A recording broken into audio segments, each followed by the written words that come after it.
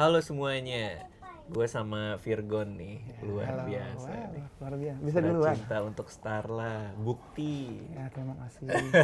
Jadi malu saya. Tapi Surat Cinta untuk Starla itu kan lagu lo yang booming banget ya. Padahal kalau menurut gue, kalau gue denger dan perhatiin liriknya, itu sebenarnya personal sekali ya, Personal banget. buat anak. Tapi kenapa menurut lo, anak lo namanya Starla, ini lagu buat dia, kok orang banyak yang relate gitu, padahal tuh pakai nama anak lo gitu. Menurut lo kenapa? Memang awalnya sih sebenarnya gue nulis lagu itu universal ya, nggak buat anak gitu. Jadi orang bisa lagu yang paling enak buat dikasih ke orang itu bakalan cepet sih. Sistem multi level marketing lah sebenarnya. Jadi gue bikin lagu yang memang nggak cuman di keeping buat didengar dia sendiri, tapi bisa aku punya lagu nih buat kamu. Oh, jadi itu pas ngerancang lagu itu juga udah dipikirin? Udah bikin, karena gue ngalamin hal yang sama saat gue jadi fans, saat gue jadi followers, saat gue menempatkan diri gue jadi orang awam yang dulu gue ngefans banget sama Silon Seven, Padi Dewa, yang dulu saat gue PDKT, saat gue patah hati, saat gue kesel sama lawan jenis, gue selalu kodenya tuh pakai yang dengerin lagu ini deh. Oh, Gitu. Atau gue zaman dulu nulis surat terus terakhirnya dengerin lagu ini. Oh, makanya Surat Cinta untuk Starla itu sebagai judul aja ya? Makanya di Lebih, dalamnya ya.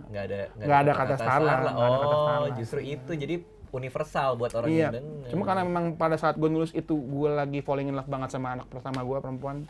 Jadi ya wujud cinta gue terbesar tuh buat dia. Iya. Dan lirik yang paling gue taruh itu buat dia sih yang di bagian after interlude ya, yang Yang mana tuh? bila musim berganti, sampai waktu terhenti, walau dunia membenciku kan tetap di sini, tuh jadi kayak wujud komitmen gue sih. Luar Whatever biasa. it takes, gue akan.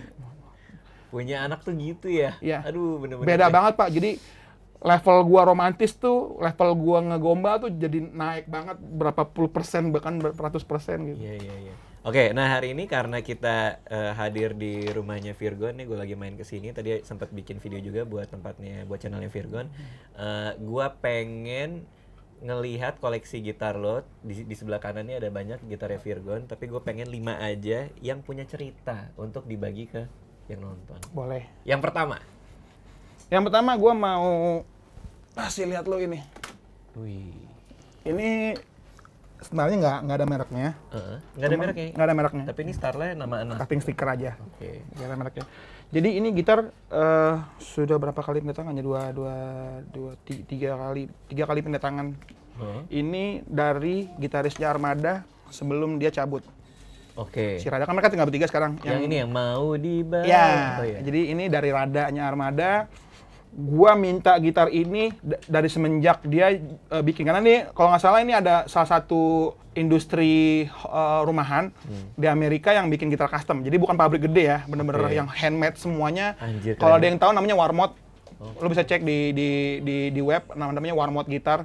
Jadi bikin di sana, dan itu kayunya menurut gua pada saat gua bikin, sebelum gua baca-baca tentang blog mereka tuh gua amazed banget ternyata. Dan gue pernah nonton waktu itu stand up-nya Panji kalau nggak salah, yang kekayaan DNA ya. Kalau orang Indonesia ngambil sumber daya alam tuh nebang pohon. Kalau orang luar sekarang misalnya di Indonesia atau di Siberia atau di Kanada ada tumbuh pohon maple. Nah, maple itu kan banyak jenis-jenisnya. Ada yang kayak gini nih. Ini kan exotic wood, jatuhnya namanya bird eye. Nanti bisa dilihat detailnya.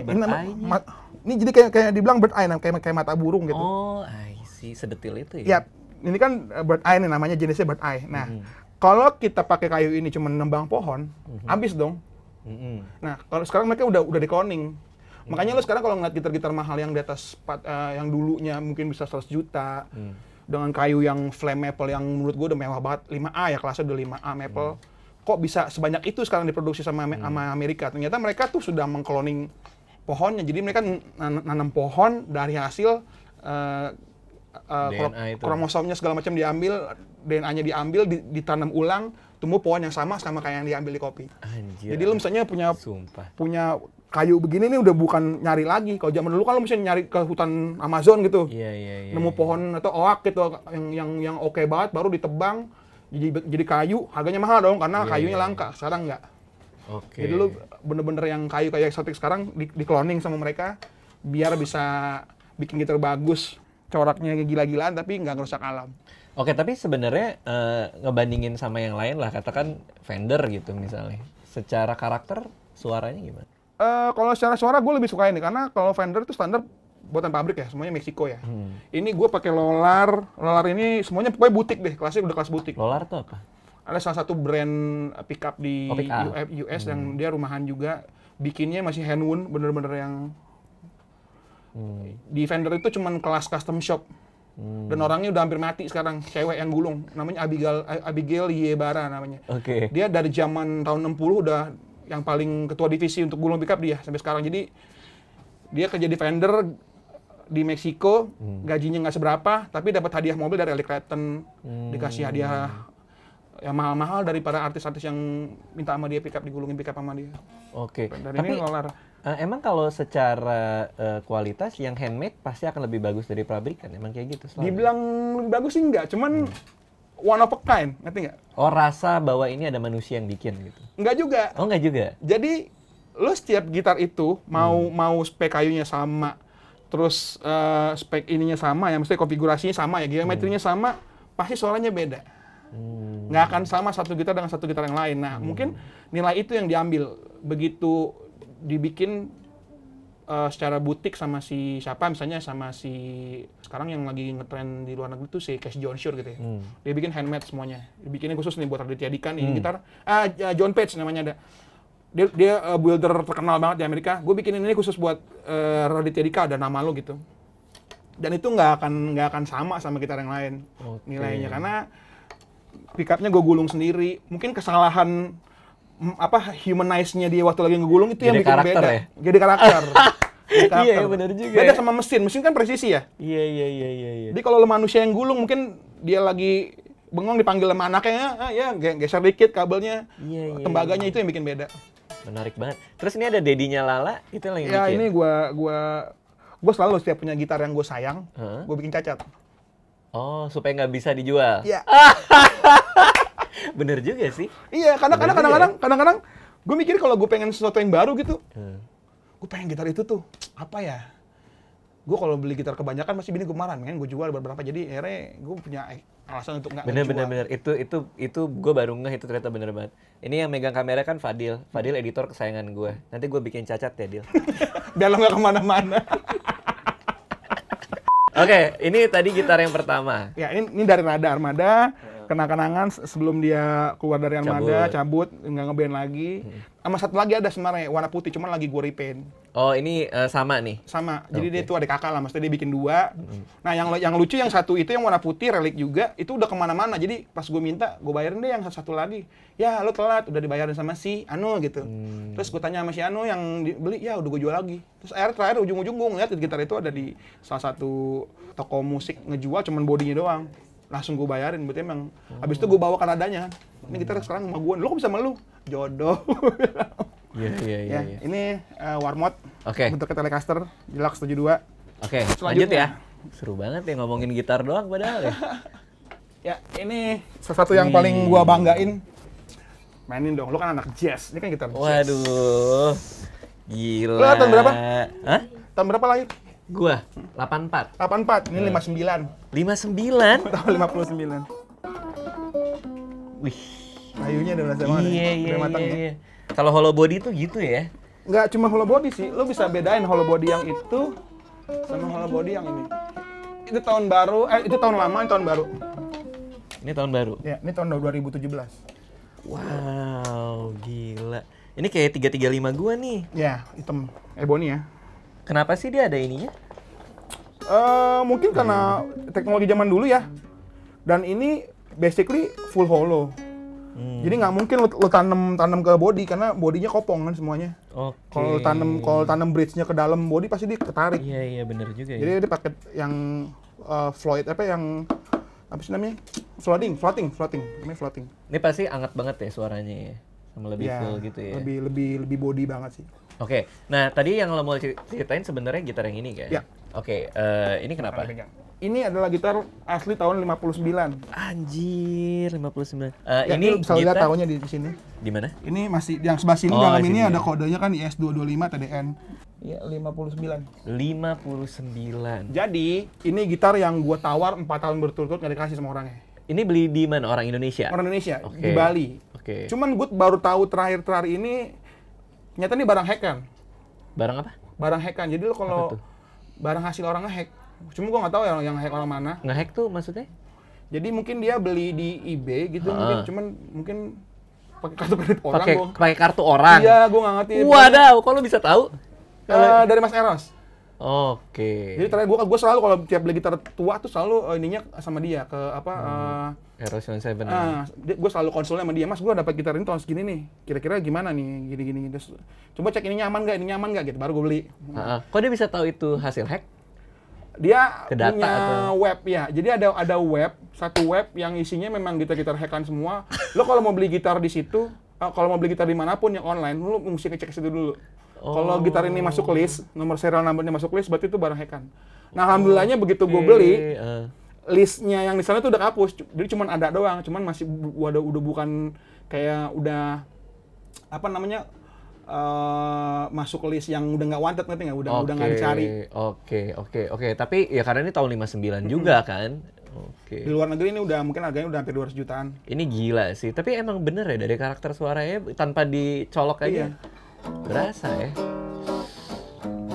Iya. Padahal Gibson ini baru bangkrut ya? Sebenarnya sih nggak bangkrut. Sebenarnya nggak bangkrut. Banyak yang bilang tuh banyak yang salah pengertian. Nah, itu kenapa tuh ceritanya tuh? Jadi Gibson ini kan induk perusahaan ya. Dia tuh naungin beberapa brand juga kayak Steinberger, terus Kramer, ada beberapa anak perusahaan gitar juga, brand gitar juga yang di bawahnya dia. Nah, karena perusahaan ini nggak produksi, jadi dia makan cost terus kan, biaya gedung, ini segala macem. Nah, itu yang ngerong-ngerong Gibson tuh, sampai akhirnya dia harus nutup satu pabrik. Bukan bangkrut ya. Oke. Dia harus nutup satu pabrik dia yang di Memphis, yang notabene itu adalah pabrik hollow body. Oke. Jadi lu ke depannya tuh 2019, 2020 dan ke atasnya semua yang hollow body lagi bukan Memphis lagi. Udah Nashville. Tapi diproduksi juga. Diproduksi, tetap masih diproduksi. Cuman udah bukan nggak ada embel-embel Memphis-nya lagi. Lu kan ada Gibson Memphis, ES335, ya kan? Ebony gitu kan. Itu udah nggak ada. Kalau Nashville dia malah lebih dekat sama ini ya, sama country ya. Iya. Oke. Dia memang pabriknya ada di Nashville, Tennessee. Itu pabrik solid body kebanyakan. Les Paul, SG semua di situ yang solid body, yang akustik di Montana, makanya ada namanya Montana kan, Gibson Montana SJ200, jadi pabriknya beda-beda kota di Amerika sana. Oke, ini kenapa penyok nih? Bukan penyok, ini memang begitu, namanya archtop. Oh, kalau archtop begini justru? Iya. Gue baru tahu, gue baru lihat begini. Gini, yang 335 sama 225 beda. Oh, 335 enggak kan? 335 enggak, dan ini dia ininya ngambang ya, enggak ini ke belakang. Teknologi tahun 50 tuh memang paling oke deh udah. Lo bayangin aja lu begini doang, bisa nggak males. Gue sekarang masih suka mikirin kok bisa ya. Kalau yang baru-baru kan udah ada di adjustable kan? Iya. Lu bisa ada baut di sini yang dimundurin biar dia bisa intonasinya 12 ke 12 gitu kan. Iya, individual kan? Iya, individual. Dia satu bar begini. Wow, luar biasa. Gila. Oke, ini pernah lu nyari ini lumayan lama. Lu nawar sampai 3 kali. 4 kali. Kenapa akhirnya dia ngasih waktu itu? Gua nggak ngerti. Jadi pokoknya tahun pertama gua main ke toko musiknya, gue malah tau dari Mas Pongki, jadi dia mainin gitar ini di Instagram dia. Terus gue bilang, oh itu dia tuh yang gue cari, tahun berapa Mas? Tahun 59 asli, oh pasti harganya mahal ya. Terus gue main lah ke teman-teman gue nih orang Bali. Orang Bali, dia taruh di tokonya, dijual, terus nggak dijual sih, ditaruh di tokonya itu buat dia main doang. Terus gue main berapa kali sampai gue terakhir show itu tahun 2017, show ke Bali bareng keluarga, terus gue iseng-iseng gue main ke tempatnya dia silaturahmi gitu. Tiba-tiba ini digantung di toko musik dia kasih bandrol. 88 juta. Oke. Serius Mas, katanya dijual. Ya udah gue bayarin nih lah gitu. Gila. Selama ini nggak dijual. Nggak dijual. Gue ngerayu. Terus sengaja itu gue bandrolin karena lo mau datang katanya. Ya udah sih lo tinggal WhatsApp gue aja. Kayak gitu sih. Jadi ini Wow. Ini salah satu yang bener-bener sampai kapanpun ini nggak akan gue bikin cacat. Iya. Karena emang gue nggak akan mau jual juga nih. Ini kesayangan gue. Keren, ini keren banget. Ya, pernah dipakai manggung kah? Pernah pakai manggung. Oke. Itu nggak sayang tuh kalau bawa gitar udah umur segini. Di Jakarta aja. Nggak mau dibawa keluar Nggak ya? mau dibawa keluar. Terus tiba-tiba kenapa lagi kan? Pasti bermasalah. Sebenarnya banyak musisi yang suka marah-marah ya. Barang-barang gue tuh, alat gue tuh dibanting di airport. Sebenarnya sih enggak. Jadi? Lo bayangin deh, lo kalau orang bule ya, orang luar tuh nyiptain hard shell gini nih, kalau hanya untuk dibanting gedebrak gitu doang, itu memang dibikinnya membuat itu, diperuntukkan untuk ngebanting yang bukan yang banting yang injek-injek gitu ya, enggak, maksudnya yang cuman memang lempar. Wajar lah. Gitu. Wajar lah dilempar berat gitu, naikin dari keretanya itu naikin ke kapal, itu wajar.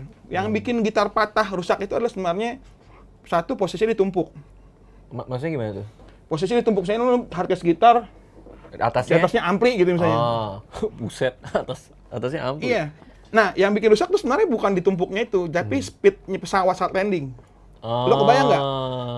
Lo tahu nggak kalau pesawat tuh landing speed itu berapa? Minimal. Berapa? Minimal berapa? 400-500 km per Jadi jam. pas gitu? Iya. Dan kan nggak semua pilot Indonesia halus banget ya. Kalau naik Garuda mungkin lo yang gitu. Ya kalau naik yang Singa mungkin gedebrak kayak. Itu yang bikin gua karena udah pernah punya Gibson dan patah. Ah, serius? Iya. Setelah gua teliti, gua nanya-nanya sama luthier yang ini sebenarnya bukan karena posisi hardcase-nya tuh nggak kenapa-napa. Harusnya kan hancur ya sama hardcase-nya gitu ya, mestinya bener-bener yang gitarnya patah. Nyata enggak. Dan memang Gibson itu kelemahannya kan angle banget nih. Jadi ya itu dia, kelemahannya Gibson tuh beda sama PRS gitu, brand PRS yang atau Fender tadi yang memang naiknya lurus gitu. Kalau Gibson ini memang kelemahannya di sini nih. Dan harus sering di-adjust nggak sih necknya? Karena dia sering maju kan? Iya, kelemahannya Gibson itu mungkin senar 3-nya juga agak susah ngacunnya. Tapi di luar itu lo nggak akan nemu sound ini atau sound Gibson yang lain di gitar yang brand lain. Itu kenapa orang-orang masih ke gue tuh udah berapa kali ganti brand gitar sono sini, ujung-ujungnya walaupun berat di pundak gua, baliknya ke Gibson lagi. Oke. Tapi emang paling enak sih. Apalagi Lo buat jazz juga ya. Iya. Lo juga kan, maksudnya untuk arttop tuh Atau emang keren banget. Gibson tuh udah paling oke lah maksudnya. Oke. Lanjut. Ya ini gue beli online di web gitar, salah satu web gitar di Amerika, dan ini cuma satu di Indonesia. Dikirim ke sini. Wow. Gue baru ngecek, ada beberapa seri yang kayak gini, cuman warna merah gini. Ini apa ini? Ini Airline. Apa tuh Airline? Ada produk gitar butik juga dari US. Gue beli ini karena gue lagi pada saat itu gue lagi ngefans banget sama Jack White. Jack White. Itu apa yang berdua ya? Iya, White Stripe. The White Stripe. Ya, gue lagi ngefans sama dia dan gue pengen banget karena gue ngeliat gitar ini unik. Ini basically bahannya Reso Glass. Oh ya? Iya, Reso Glass. Jadi kalau lo kebayang nggak sih? Ini nggak ada apa-apanya kan? Mulus. Terus ininya bisa dibolongin dari mana masukinnya? Iya sih ya. Jadi ini gitar kalau kita buka sini itu bisa dibelah dua. Kayak lo kata masih kayak main-mainan mobil-mobilan tuh yang bisa dibuka gitu. Kenapa? Tapi kan lo ngelihat Jack White pakai ini kan. Maksudnya apa lo suka sama tone-nya juga kah atau? Iya, gue suka tone-nya unik. Terus dibilang gitar ini enteng dan ternyata bener banget enteng, lo angkat aja. Untuk ukuran itu ini enteng. Enteng banget. Iya. Enteng dan bentuknya juga unik, nggak banyak yang make. Ini si Iga lagi nyari ini nih, kalau ada bilang dia pernah ngeposting kalau ada yang punya gitar ini gue mau bayarin. Gue nggak mau bilang aja, tapi pasti. Ini satu-satunya di Indonesia. Satu-satunya, yang warna ini yang merah ya. Gue ngeliat ada Mas Otong Koel punya yang warna biru. Terus ada yang warna putih juga, gue nggak tahu siapa yang beli. Jadi cuma ada 3 atau 4 gitu di Indonesia. Yang warna merah cuma gue doang yang punya. Kalau gitar elektrik kayak gini perawatannya gimana sih? Perlu di sebenarnya sih ruangan aja. Gue ruangannya aslinya gue pakai humidifier, bukan humidifier apa, bukan air conditioner ya, namanya apa ya? Dia supaya yang nggak humid kan? Humid, iya. Biar nggak karatan gitu. Jadi kelembapan ruangannya dijaga. Ya, yang akan karatan berarti nggak cuma senar berarti kan? Pasti ini partnya kayak gini-gini nih. Tapi tergantung juga sih kalau gitar-gitar tua ya. Dan pickup gitu, pickup kan nggak mungkin lo pakai bahan lain ya, kecuali lo pakai aluminium gitu atau pakai nikel. Jadi kemungkinan ini dulu yang berkarat. Nah, nanti gue tunjukin di gitar gue yang satu lagi, itu udah tua banget, hampir sama tuanya kayak Gibson gue, dan itu udah korosi banget. Oke, nah kita lanjut aja kali ya ke gitar yang itu ya. Ya ini gitar yang kalau gue cerita ke orang-orang pasti orang-orang kesel sama gue. Kenapa tuh? Ini gue dapat mereknya Morales, brand Jepang, tahun 63. Tahun 63 dong. Iya, dan ini gue dapat cuma 3,5 juta harganya. Kok bisa? Jadi orangnya nggak tahu. Orang yang mana nggak tahu yang jual? Dia nggak tahu harga. Iya, dia nggak tahu harga. Dia nggak lihat di ini bukalapak.com. Dan memang Nggak ada kali. nggak ada juga gitu. Tahun 63. Value-nya berapa sebenarnya menurut lo? Gua ngecek terakhir itu 6.500-an dolar. 6.500 dolar. Gimana? Jadi lo beli ke orangnya nih ya. Nih lo nemu orangnya nih. Lo lagi ngapain nih? Kok bisa ketemu orang yang jual? Dia lagi iklanin atau? Iya, dia kebetulan memang kenal gitu. Terus Emang kenal, ini kenalan dia nih. memang suka gitar tua gitu. Iya, terus lo datang dong. Datang. Lihat ini dong. Ada, Terus Mas, gue beli deh gitu. Iya. Gue beli deh karena ini yang make kan dulu yang paling orang notice ya. Yang make gitar ini kan Cobain dulu ya. Kurt Cobain Kurt tuh Cobain, dia ya. ambil di album yang zaman In Utero dia pakai gitarnya cuma warna sunburst yang coklat gitu. Oke, nah terus lo bilang apa? Itu mau straight tuh. Gue kira mau straight dong, kalau mau straight kan lebih mahal lagi harganya, bisa kalau yang tahun segitu bisa cepean lebih. Terus gue liat gini, oh Morales, Jepang ya? Iya Jepang. Terus gue ngecek itu kan, buka eBay, buka reverb.com. Wah segini nih, bayarin nggak ya? Gue udah galau tuh. Ngecek saldo, terus dia bilang, mau lepas berapa mas? Ya, 4,5 dah kata dia. 4,5. Terus 3,5 dah, gue masih nawar lagi. Gila. Kok gila? Kenapa gitu sih? Kenapa dia Gue sengaja gitu. Kenapa dia bukanya 4,5? Emang nggak tahu harga aja? Nggak tahu harga. Udah Gua terlalu rasa dia nggak kaya tahu kali harga. ya. Oke, terus lo beli nih. Terus Gua lo beli. pasti masang muka nyantai dong? Iya. Daripada Walaupun yang deg-degan gitu, wah dikasih nggak ya? Ini 3,5 deh. Ya udah tuh bawalah Kang kata dia. Orang Bandung yang jual nih. akhirnya Cuman ya itu dia, gue nggak bisa terlalu pakai bahan gitar ini karena ininya juga udah mulai keropos. Tadi gue bilang ini kan karena magnet itu ada umurnya ya. Ini kan pol, ini kan magnet nih. Nah dia kalau lo lama nggak rawat atau lembab, dia bakalan keropos. Oke, ini kalau terjadi kayak gitu apa yang harus dilakukan sebenarnya? Diganti? Bongkar, ganti atau magnetnya dibuat ulang. Cuman pasti berubah suaranya, gue nggak mau. Jadi mendingan tadinya mau gue adjust dong, gue naikin. Jadi udahlah gue diemin aja lah. Jadi memang ini buat gue simpan aja. Tapi bisa dipakai dengan baik? Bisa. Oh, Suaranya juga unik banget. Oke. Unik banget. Dan Wow, pegangannya tuh gede tapi ceper enak ya? gitu. Dan berat banget gitu. Iya. Unik lah maksudnya. Iya, keren sih. Ya ini Morales tahun 63, made in Jepang. 63 dong, tahun 63. Tapi orang-orang itu kalau tahu value-nya sekarang lu ngomongin di YouTube gini gimana? Ya udahlah ya. Ya udahlah ya. Udah dijual. Udah tua juga orangnya. Bapak pahala Bapak. Saya doain masuk surga Bapak. Beneran Pak. Nggak saya jual lagi kok Pak, beneran saya pakai gitarnya. Saya Oke, simpen. yang terakhir. Yang terakhir. 5 gitar favoritnya Virgon. Ya ini the one and only. Ya ada ceritanya nih. Ini the one and only. Apa ini? Sebenarnya sih ada satu lagi sih ini yang tadi lo pakai. Itu gitar gue paling mahal yang gue beli. Oke. Akustik, dan itu jarang banget. Beli baru tuh. Beli baru tahun 2018 dan dia cuma rilis 200 unit.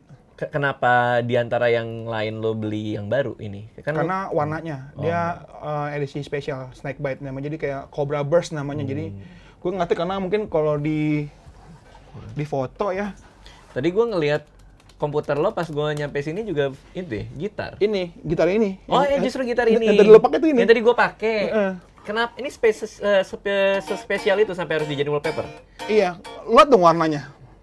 Gue nggak ngerti sih, maksudnya burst kan ada yang begitu tuh. Iya, sunburst kan. Sunburst, maksudnya ada yang begitu, ada yang kayak itu tuh. Maksudnya dan dia tuh dibilang burst tapi dari hitam tuh ke abu-abu transparan gini susah. Oh, dan itu natural. Jadi natural, dan lo harus lo stain dulu. Jadi stainnya bener-bener nggak yang pakai brush yang kalau pabrik kan gitu ya. Dia nggak yang bener-bener pakai kain tuh nggak. Ini pasti orang yang ngerti ini banget ya. Wah gila nih, keren banget gitu kan ya. Dan di kamera keren banget Pak. Iya. Oke, tapi kita ngomongin yang ini nih. Iya. Kenapa banyak stiker nih? Sengaja gue stikerin karena gue udah pakai yang tadi lo pakai yang hitam ini nih. Jadi yang hitam ini Gibson. Basicnya gue custom ini nih ke Gibson. Ini masuk yang paling mahal karena gue custom sesuai dengan spek gue. Oke, berarti ini beli baru? Ini gue pesen ke Gibson. Beli baru Order. untuk di build gitu? Gue buat di Gibson. Dan contohnya ini. Oh, lokasi ini sebagai contoh? Iya, jadi geometri ini yang gue kirim, spek ini yang gue kirim. kayunya dan jadilah ini. Gue baru tahu lo bisa mesen custom di Gibson. Bisa. Lo apa? Pakai website atau nelpon atau? Enggak. Jadi gua taunya bisa kenapa dari Mas Piu. Mas Piu juga punya. Piu Padi. Piu Padi. Dia ada yang kami kasih tuh. Heeh. Terus ada logo dia di sini yang lagi siluetnya dia lagi main gitar. Bisa. Nggak tahu. Oh. Asal lo punya duit bisa, Pak. Tapi mahal banget pasti ya. Iya. Gila Nggak usah lo. diomongin. Gibson dong diminta-minta Nggak usah buat custom. diomongin. Gila ya. Gila. Dan jadi gua agak nunggu berapa lama karena kemarin mereka lagi bermasalah kan. Yang soal itu ya, keuangan. Jadi ya. akhirnya untuk divisi custom shop-nya agak sedikit terkendala. Jadi akhirnya untungnya gue ditolongin sama Mas Junet high end untuk bikin ini. Akhirnya terjadilah ini. Walaupun nggak ada nama gua, cuman gua bikin sesuai dengan spek. Karena kalau pakai nama gua lagi, ngukir lagi itu lebih mahal lagi. Oke, berapa lama mereka ngerjain ini? Setahun. Buat bikin satu gitar. Karena kan nggak cuma gua yang mesen. Banyak Jobona Masa bikin, itu segala macam. Yang udah gede-gede artis luar negeri pada bikin. Itu, tapi setahun lu nggak lupa lo udah mesen gitar tuh? Kayak lo mesen, Hampir lupa. setahun tiba-tiba jadi ya? Tiba-tiba, gitar lo udah jadi nih. Wah, gua gitu. Jadi surprise aja sih, seneng kayak gitu. Wow, seru banget. Nah, ini kenapa lo suka geometri ini? Ini juga gua bikin, cuman nggak di luar, gua bikin di Indonesia. Ada seorang luthier senior namanya Mas Nur. Di Indonesia ini, dia jago banget. Tahu ya? Tetangganya ya? Jadi gue bikin di dia sesuai dengan spek yang gue mau. Maple, mahoni, semi hollow. Terus yang paling signifikan adalah gue sukanya adalah kalau IS335 kan join neck-nya kan di neck 19 ya. Iya. Ini di neck 16. Oke. Jadi lebih mundur. Iya. Jadi lu posisi gue main tuh lebih enggak yang terlalu di sini. Ya kan? Oke. Coba lo, gue ngeliat orang kebanyakan yang pengguna IS335 yang semi hollow gitu pasti kebanyakan kayak si Cat Richard makanya jadi akhirnya over gitu. Kelebihan, gue nggak mau. Iya. Atau dinaikin segini. Iya, jadi bawah banget gitu. Gue nggak, jadi gue pakai di perut pun posisi ininya angle-nya gue masih yang. Oh, I see. Jadi gue mundurin ininya. Dan stiker ini nggak ada apa-apa nih? Nggak ada, ini memang vandalisme gue aja. Okay. Iseng aja. Jadi gue karena ngefans sama Tom Dillon ya. Dia ada satu gitar dia yang di zaman dia di band Boxcar Racer tuh di stikerin semua. Dan memang stiker brand-brand skate gitu. Jadi gue waktu kemarin gue ke US, gue nemu skate shop yang banyak jual stiker. Jadi wah, buat gitar gue keren nih. Gue beli banyak, gue tempel-tempelin aja. Oke. Nah, dari semua gitar ini yang paling lo suka yang mana? Ini yang paling gue sayang karena ini yang nemenin gue setiap kali manggung, nih jagoan gue. Oh, ini badaknya lah ya? Badaknya. Itu kopinya, walaupun lebih mahal dan berbrand Gibson, tetap kalau gue adu, gue lebih suka ini suaranya. Hah, yang bener? Beneran. Walaupun ini buat di Indonesia ya, gue lebih suka ini suaranya. Dan ini bikinnya nggak setahun juga? Bikinnya lebih cepat, cuman 6-7 bulan. I see. Oke, seru banget tadi ya ngomongin gitar ya, gila. Bener-bener ternyata musisi itu satu gitar aja bisa punya banyak cerita ya, apalagi lu juga kolektor ya. Sheila lebih banyak lagi, Sheila lebih beli lagi. Siapa? Sheila kotak, dia pernah nemu Gibson Les Paul tahun tua, cuma sama 5 juta apa 4 juta gitu. Terus di kandang ayam.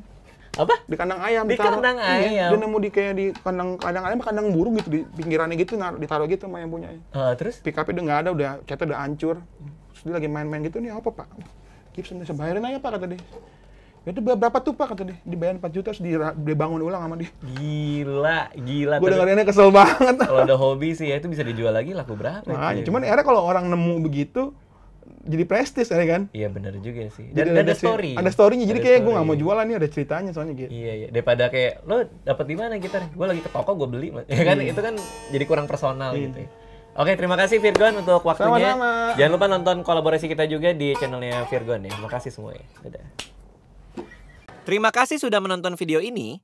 Jangan lupa subscribe untuk menunjukkan dukungan kamu kepada channel gue.